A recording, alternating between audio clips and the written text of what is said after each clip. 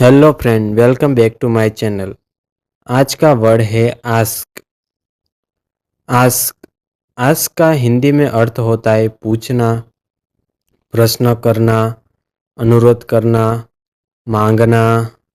जब आप किसी से सवाल करते हो या इन्फॉर्मेशन चाहते हो तब आप यूज़ करते हैं आस्क वर्ड। चलो इसे एग्जाम्पल के साथ समझते हैं। I ask a question. मैं एक सवाल पूछता हूँ। She ask for help. वह मदद मांगती है। Please ask the teacher. कृपया शिक्षक से पूछो। सो फ्रेंड, आज का वर्ड था आस्क। अब आप कमेंट में लिखो आस्क फॉर सक्सेस।